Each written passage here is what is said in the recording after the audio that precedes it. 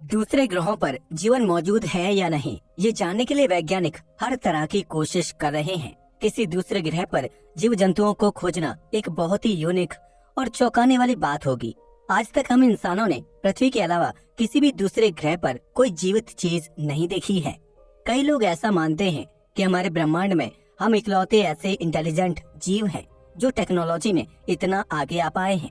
लेकिन आपको जानकर हैरानी होगी कि ज्यादातर वैज्ञानिक ऐसा मानते हैं कि हम इस ब्रह्मांड में अकेले नहीं हैं और दूसरे ग्रहों पर जीवन मौजूद होने के बहुत हाई चांस है।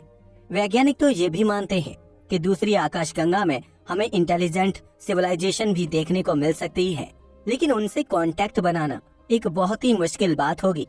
कांटेक्ट न बना पाने के बहुत सारे कारण हैं, जिन्हें हमने अपने फर्मी पैराडॉक्स वाली वीडियो में एक्सप्लेन किया था। आज की इस वीडियो में हम आपको नासा द्वारा डिस्कवर किए गए एक ऐसे ग्रह के बारे में बताने वाले हैं जो बिल्कुल पृथ्वी जैसा ही है।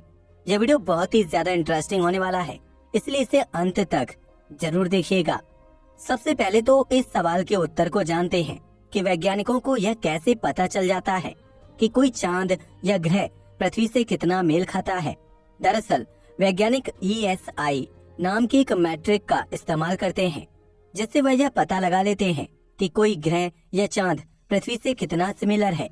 ESI का फुल फॉर्म होता है अर्थ सिमिलरिटी इंडेक्स, और इसमें अलग अलग पैरामीटर्स का इस्तेमाल किया जाता है। आसान भाषा में कहें तो पैरामीटर्स का मतलब होता है ऐसी चीजें जो दो ग्रहों को आपस में कंपेयर करने में मदद कर सकती हैं। फॉर एग्जाम्पल तापमान, एटमॉस्फेरिक प्रेशर और हैबिटेबिलिटी। वैज्ञानिक इन सभी चीजों को आपस में कंबाइन करके एक फॉर्मूला बनाते हैं और उसी फॉर्मूला को अर्थ सिमिलरिटी इंडेक्स कहा जाता है। ESI की वैल्यू हमेशा 0.0 से 1 के बीच में रहती है। अगर किसी ग्रह का ESI 0.0 है तो इसका मतलब ये है कि वह ग्रह हमारी पृथ्वी से बिल्कुल भी मेल नहीं खाता है। वहीं अगर किसी ग्रह का ESI ठीक है तो इसका मतलब ये है कि वह ग्रह बिल्कुल पृथ्वी जैसा ही है। अभी तक आपने इस बात का अंदाजा लगा ही लिया होगा कि हमारी पृथ्वी का ESI एग्जैक्ट 1.0 है। स्पेस टेक्नोलॉजी में तेज रफ्तार से डेवलपमेंट आने की वजह से अब वैज्ञानिक बहुत सारे नए एक्सोप्लैनेट्स को खोजा करते हैं।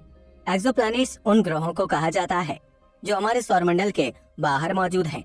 2019 में वैज्ञानिकों ने एक ऐसे ही ग्रह की खोज की थी, लेकिन उन्हें नहीं पता था कि वह आगे चलकर उनके लिए इतना ज्यादा खास बन जाएगा। इस ग्रह का नाम है टी गार्डन B और यह एक सुपर अर्थ है। सुपर अर्थ ऐसे ग्रहों को कहा जाता है जो हमारी पृथ्वी से बहुत ज्यादा मेल खाते हैं, लेकिन उनका साइज और द्रव्यमान हमारी पृथ्वी के मुकाबले बहुत ज्यादा होता है। साइज ज्यादा होने की वजह से इनके नाम के आगे सुपर शब्द का इस्तेमाल किया जाता है। वैज्ञानिकों द्वारा ढूंढा गया यह ग्रह एक M टाइप के तारे का चक्कर लगा रहा था, और आपको जानकर हैरानी होगी कि उसे ऐसा करने में मात्र 4.9 दिनों का समय लग रहा था। आसान शब्दों में कहूँ तो जिस तरह से हमारी पृथ्वी का एक साल 365 दिनों का होता है, वैसे ही इस ग्रह का एक साल मात्र 4.9 दिनों के बराबर होता है। वैज्ञानिकों ने पता लगाया कि यह ग्रह अपने तारे का रिवॉल्यूशन इतनी जल्दी इसलिए कंप्लीट कर लेता है क्योंकि यह उसके बहुत नजदीक मौजूद है। टी गार्डन B और उसके तारे के बीच की डिस्टेंस 0.0252 AU है। AU यानी एस्ट्रोनॉमिकल यूनिट वैज्ञानिकों द्वारा यूज की जाने वाली एक यूनिट है। एक एस्ट्रोनॉमिकल यूनिट डिस्टेंस की वैल्यू सूर्य और पृथ्वी के बीच की डिस्टेंस के बराबर होती है। टी गार्डन B प्लैनेट के तारे का नाम टी गार्डन है, और इंटरेस्टिंग बात यह है कि ये हमारी पृथ्वी के सबसे नजदीक मौजूद कुछ तारों में से एक है। टी गार्डन हमारी पृथ्वी से मात्र 12.4 प्रकाश वर्ष की दूरी पर मौजूद है और इसके आसपास अभी तक 2 ग्रहों की खोज हो चुकी है। वैसे तो यह तारा हमारे सूर्य के मुकाबले 10 गुना छोटा है, लेकिन वैज्ञानिक बताते हैं कि इतना कम साइज होने के बावजूद यह अपने दोनों ग्रहों को पर्याप्त मात्रा में हीट और लाइट प्रदान कर पाता है। जहां हमारे सूर्य का सरफेस टेम्परेचर 5500 डिग्री सेल्सियस है, वहीं इस तारे का तापमान मात्र 2700 डिग्री सेल्सियस है। यह असल में एक रेड डॉर्फ तारा है, जिस वजह से यह ज्यादा तेज नहीं चमक पाता और इसे आसमान में देखना भी एक बहुत ही मुश्किल बात है। हमारे ब्रह्मांड में ज्यादातर तारे रेड डॉर्फ कैटेगरी के ही होते हैं। जैसा कि इनके नाम से ही पता चलता है, यह लाल रंग के बहुत छोटे तारे होते हैं। जो बहुत कम ऊर्जा को अपने अंदर से बाहर रिलीज करते हैं। इस तारे का चक्कर लगा रहे दोनों ही ग्रह हमारे सौरमंडल में मौजूद इनर प्लैनेट्स जैसे हैं। आपकी जानकारी के लिए बता दूं कि मरकुरी, वीनस, अर्थ और मार्स को सौरमंडल के इनर प्लैनेट्स कहा जाता है, क्योंकि यह सूर्य से बहुत नजदीक मौजूद हैं। टी गार्डन के ऑर्बिट में मौजूद ग्रहों का साइज हमारे सौरमंडल में मौजूद ग्रहों के मुकाबले थोड़ा ज्यादा है और यही कारण है कि इन्हें सुपर अर्थ कहा जाता है। इंटरेस्टिंग बात यह है कि यह दोनों ही ग्रह अपने तारे के गोल्डीलॉक्स जोन में मौजूद हैं, जिसे हैबिटेबल जोन भी कहा जाता है। अगर आपको नहीं पता तो बता दो कि यह तारे के आसपास मौजूद एक ऐसा एरिया होता है जहां पर पानी अपने लिक्विड फॉर्म में रह पाता है। इसके साथ साथ इस एरिया में तापमान और रेडिएशन लेवल भी बिल्कुल नॉर्मल रहते हैं, जिससे ग्रह में जीव जंतुओं के पनपने के चांस बहुत हाई हो जाते हैं। लेकिन इन दोनों ही ग्रहों में टी गार्डन भी कुछ ज्यादा ही खास है। यह जानकर आपके होश उड़ जाएंगे कि इस ग्रह का ESI 0.95 है, यानी ये हमारी पृथ्वी से 95% मेल खाता है।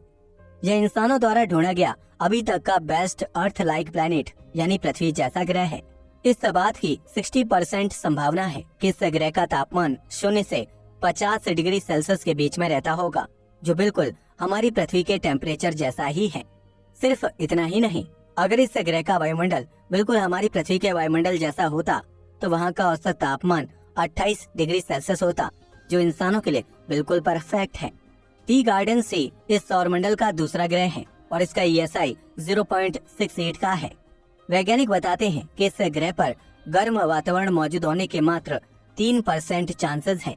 उनके मुताबिक यह ग्रह पृथ्वी से ज्यादा मंगल ग्रह से मेल खाता हुआ दिखाई देता है। अगर इसका वायुमंडल थोड़ा बहुत भी मंगल जैसा हुआ तो यहाँ का एवरेज तापमान -47 डिग्री सेल्सियस के आसपास होगा। माउंट एवरेस्ट पर जाने के बाद -45 डिग्री सेल्सियस का तापमान देखने को मिलता है, तो इससे आप अंदाजा लगा सकते हैं कि यह ग्रह कितना ज्यादा ठंडा होगा। यह ग्रह इतना ज्यादा ठंडा इसलिए है क्योंकि इसके और इसके तारे के बीच की डिस्टेंस बहुत ज्यादा है। जैसा कि मैंने आपको पहले ही बताया था कि रेड डॉर्फ तारे ज्यादा हीट को रिलीज नहीं करते हैं, जिस वजह से इनसे थोड़ा सा भी दूर जाने पर टेम्परेचर बहुत ज्यादा ठंडा होने लगता है। ये दोनों ही ग्रह अपने तारे के साथ टाइडली लॉक्ड हैं। टाइडली लॉक्ड होने का मतलब होता है एक ग्रह की सेम साइड का हमेशा तारे की तरफ रहना। इसका उदाहरण देखने के लिए आप पृथ्वी के चांद को ही देख सकते हैं। हमें हमेशा चांद की एक ही साइड दिखाई देती है और ऐसा इसलिए है क्योंकि यह पृथ्वी के साथ टाइडली लॉक्ड है। कुछ ऐसा ही हाल इन दोनों टी गार्डन प्लैनेट का भी है। टाइडली लॉक्ड होने की वजह से इन ग्रहों की एक साइड बहुत ज्यादा गर्म रहती है और दूसरी साइड बहुत ज्यादा ठंडी। सिर्फ इतना ही नहीं, इन ग्रहों की एक साइड पर हमेशा लाइट मौजूद रहती है और दूसरी साइड हमेशा अंधेरे में डूबी रहती है।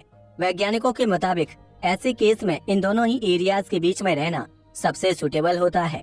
वहाँ पर तापमान भी बिल्कुल नॉर्मल होता है और लाइट भी बहुत ज्यादा या बहुत कम नहीं होती। वैज्ञानिक बताते हैं कि टी गार्डन प्लैनेट्स की डेंसिटी हमारी पृथ्वी के मुकाबले 1/3 से लेकर 17 गुना ज्यादा तक हो सकती है। अगर ऐसा सच निकलता है तो इससे यह बात क्लियर हो जाएगी कि इन ग्रहों पर पानी अपने लिक्विड फॉर्म में आराम से मौजूद रह सकता है। अभी भी वैज्ञानिक इन ग्रहों पर ज्यादा से ज्यादा रिसर्च कर रहे हैं ताकि उन्हें इनके बारे में और जानकारी प्राप्त हो पाए। लेकिन आपको जानकर हैरानी होगी कि यह इकलौता ऐसा सोलर सिस्टम नहीं है जहाँ पर हमें पृथ्वी से इतना ज्यादा मेल खाते हुए ग्रह मिले हैं। TOI 700 नाम के इस प्लैनेटरी सिस्टम में करीब 4 ग्रह मौजूद हैं, जिनमें से 2 प्लैनेट्स तारे के हैबिटेबल जोन में मौजूद हैं। TOI 700E और TOI 700D नाम के यह 2 ग्रह ऑलमोस्ट पृथ्वी के ही साइज के हैं और वैज्ञानिक बताते हैं कि इन पर जीवन मौजूद होने के काफी हाई चांस हो सकते हैं।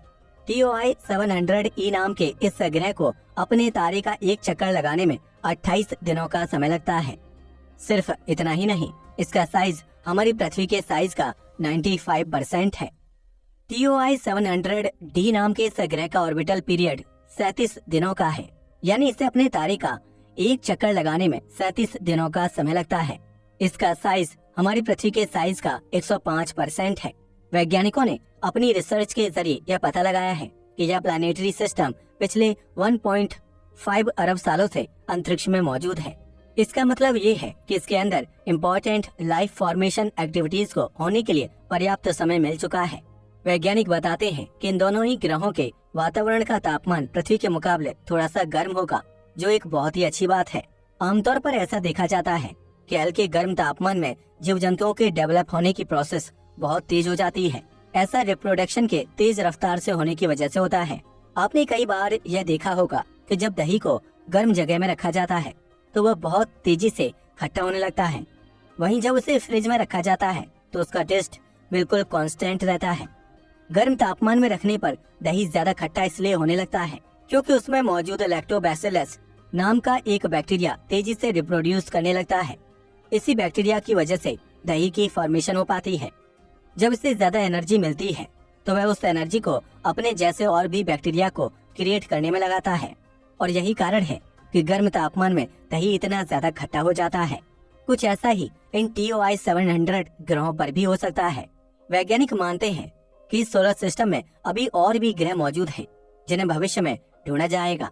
वैज्ञानिक बताते हैं कि अगर अंतरिक्ष के किसी ऐसे ग्रह पर जीवन ढूंढा जाता है जो हमारी पृथ्वी से बहुत मेल खाता है, तो वहाँ पर मौजूद जीव जंतु भी हमारी पृथ्वी पर मौजूद जीव जंतुओं से थोड़ा बहुत मेल खाएंगे। इस चीज को इवोल्यूशनरी कन्वर्जेंस कहा जाता है।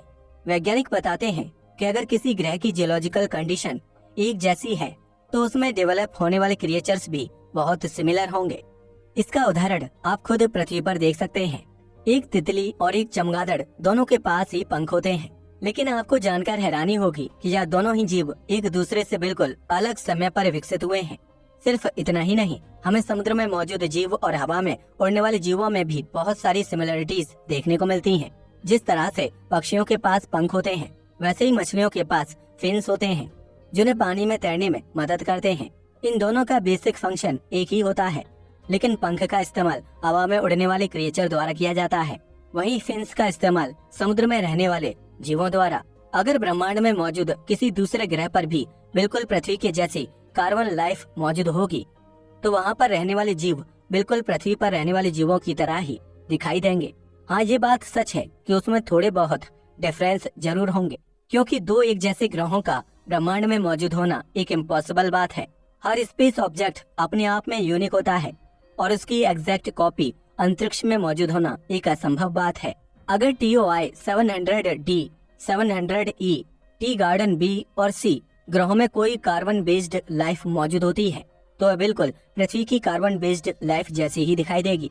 ऐसे में उन्हें समझना और उनकी इवोल्यूशन के बारे में जानना हम इंसानों के लिए बहुत आसान हो जाएगा। इसके जरिए हम उसके ग्रह पर मौजूद बाकी जीव जंतुओं के बारे में भी आसानी से पता लगा पाएंगे और उनकी बायोलॉजी को समझना हमारे लिए बहुत आसान हो जाएगा। हालांकि इस बात के भी पूरे चांस हैं कि वह जीव जंतु कुछ इस तरीके से विकसित हुए हों जिसके बारे में हम इंसान जानते ही नहीं हैं।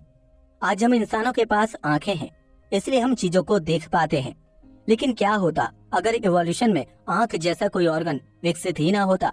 ऐसे में हम कभी भी किसी चीज को देख नहीं पाते और हमें पता भी नहीं चलता कि चीजों को ऑब्जर्व करने का ऐसा भी कोई तरीका हो सकता है।